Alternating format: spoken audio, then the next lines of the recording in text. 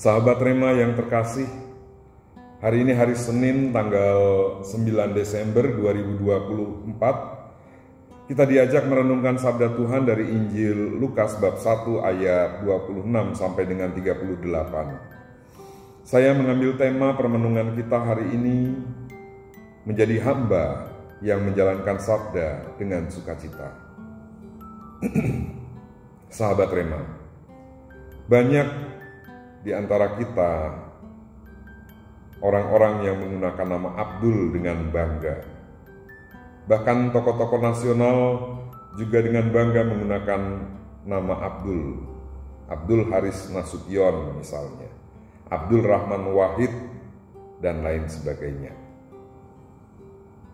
Abdul artinya adalah pengikut atau pesuruh atau hamba. Pertanyaannya, lawang cuma pengikut, lawang cuma pesuruh kok bangga? Nanti dulu. Ada makna yang berbeda dari nama atau kata Abdul ini. Tidak bisa disamakan dengan hamba, pesuruh, karyawan, atau asisten rumah tangga, atau bahkan budak. Ada contoh yang sangat membantu untuk merenungkan kata Abdul.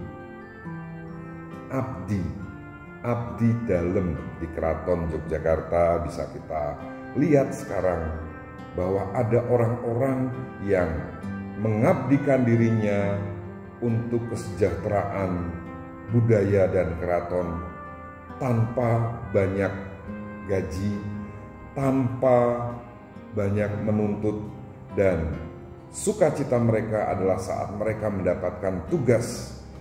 Sukacita mereka adalah saat mereka bisa melakukan tugas dari tuannya. Hari ini kita juga mendengarkan satu sikap dari Bunda Maria, sikap seorang hamba. Bunda Maria mendapatkan kabar dari malaikat yang buat kita kabar yang menggembirakan. Bahkan dalam rosario peristiwa gembira yang pertama itu kita renungkan. Tetapi buat Maria saat itu belum tentu itu menggembirakan. Bisa jadi itu menakutkan. Itu bukan keinginannya bahwa mengandung seorang anak di mana dia belum bersuami. Tetapi Bunda Maria punya hati seorang hamba, punya semangat hamba.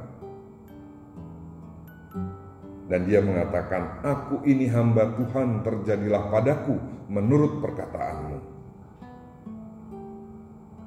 Kadang-kadang yang terjadi dalam hidup kita tidak semua yang kita inginkan. Banyak hal-hal yang tidak kita inginkan terjadi.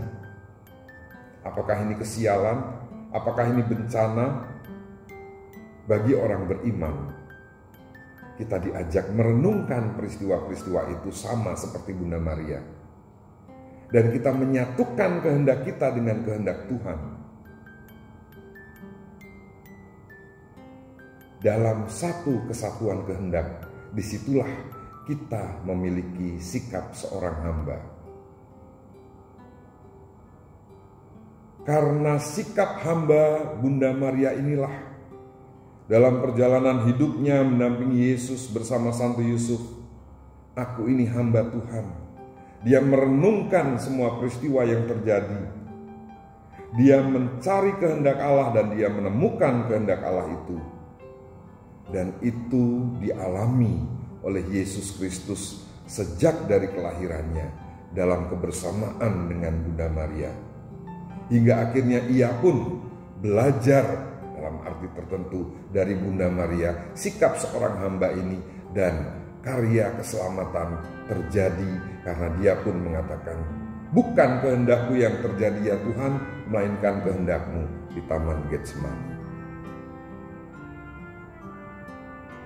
Maka satu permenungan buat kita, sejauh mana kita mau menjalankan perutusan kita dengan sukacita.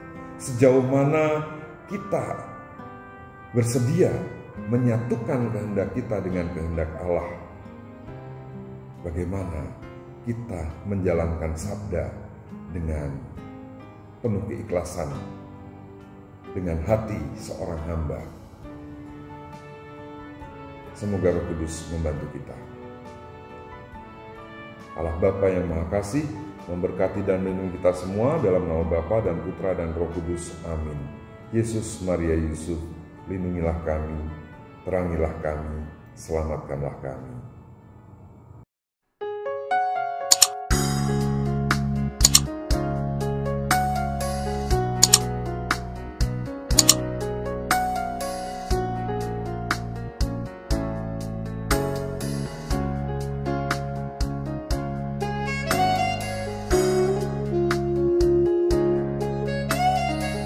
Sahabat Rema, sampai jumpa dalam program berikutnya.